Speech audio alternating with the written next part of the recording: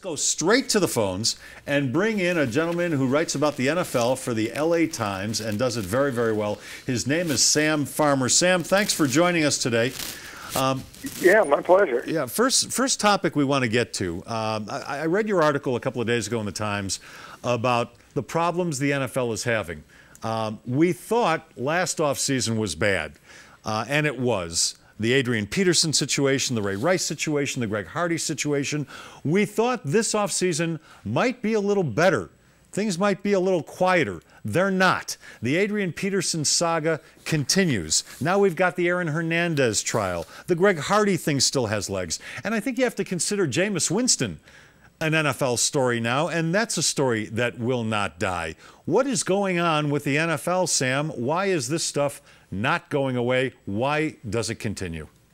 Well, you know, a lot of these things we figured would linger. Certainly the Adrian Peterson situation and Aaron Hernandez has been going along in the background. And a lot of people, you know, you're sort of not front of mind for a long time, but, you know, the NFL knew this verdict would be coming down. Now, of all years, there's no year you want the guy at the top of the draft to be a character problem.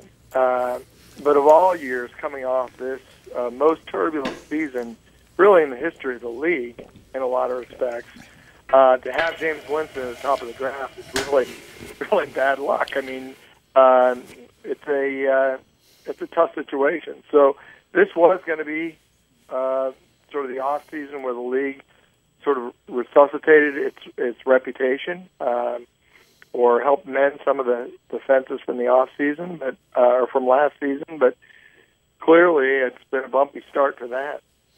Sam Farmer from the LA Times, the greatest, I can say this without dispute, the greatest NFL writer in the country who doesn't have a team to cover. He covers all of them. He's able to cover all of them. It's a road game every weekend for Sam Farmer. Right. I haven't written about a right or left ankle in years. That's good. That's the best news in town. I want to switch gears because what Sam has been concentrating on, that is, we're affected in Denver because there are two situations going on in L.A. and Phil Anschutz, who lives in Denver and also out there, has sort of pulled out of the race in terms of building a stadium downtown, but Stan Kroenke's right there.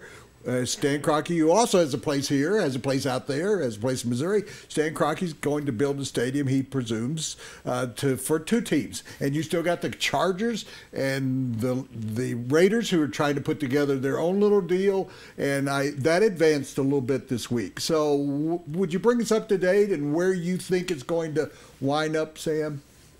Yeah, you know, it's interesting that Denver is the nexus of you know, both those billionaires, and it really does seem like Phil is no longer interested in. He certainly pulled the plug on Farmers Field, but Stan Kroenke is definitely forward-leaning, and really, I think, has the best chance of both building the stadium in Hollywood Park. I mean, hey, he's the second richest owner. That team, the Rams, has the richest history of all the three franchises that have played in Los Angeles. Certainly the richest sort of imprint on Los Angeles. And the site is one that everybody knows, Hollywood Park, because obviously the Forum is there, and during the Showtime years, everybody knew how to get to the Forum. One owner, in fact, told me, he said, hey, I don't need my GPS to get me to Hollywood Park. He said, I do need a GPS to get me to Carson. Now, Carson is the other site where the Chargers and Raiders have formed this sort of unholy partnership, very strange bedfellows there. And you really couldn't keep two teams in the same division playing in the same stadium for a couple of reasons. One, you give two teams 9 home games.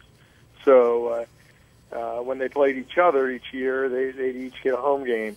And another, the networks would never go for that. That you'd have 2 AFC teams in Los Angeles. It'd be great for CBS, but terrible for Fox. So it would take some realignment.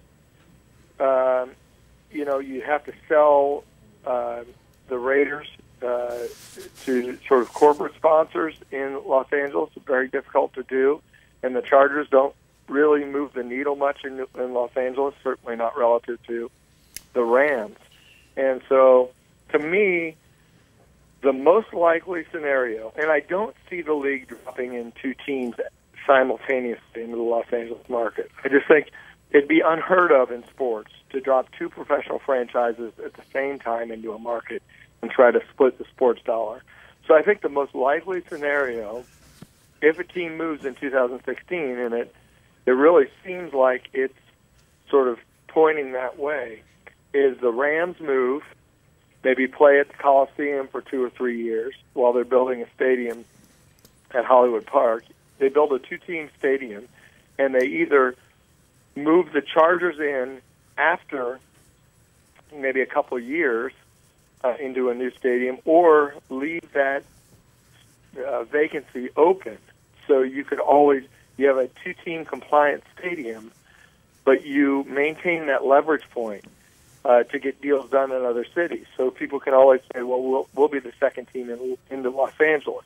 Because forever, L.A. has been more valuable to the league without a team than with a team. They've gotten so many deals done since the Raiders and Rams, and I won't go on and on here, but since the Raiders and Rams left in '95, 27 teams have either gotten new stadiums or had at least $400 million worth of renovation done on on their current stadiums. So LA's been incredibly valuable without a team.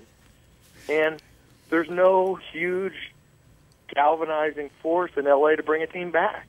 So, it wouldn't be the worst thing in the world for the league or for LA if nothing happened. Sam, really appreciate your time. Appreciate the work you do for the LA Times, and we'll talk to you soon, all right? And my only disappointment is that Phil Anschutz pulled out, because Phil had decided to name his new stadium after Sam, and I thought that was your disappointment. How does it got to it? Farmers Field, huh?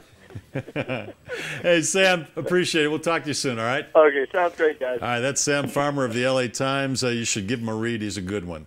And that segment was brought to you by the Harmony Foundation. It is Colorado's premier treatment program for drug and alcohol addiction. They're located just outside of Estes Park. They've got a beautiful, private, 45-acre mountain campus. They are insurance friendly, so if you feel you might have a problem or you know somebody else who does, you might want to visit harmonyfoundationinc.com.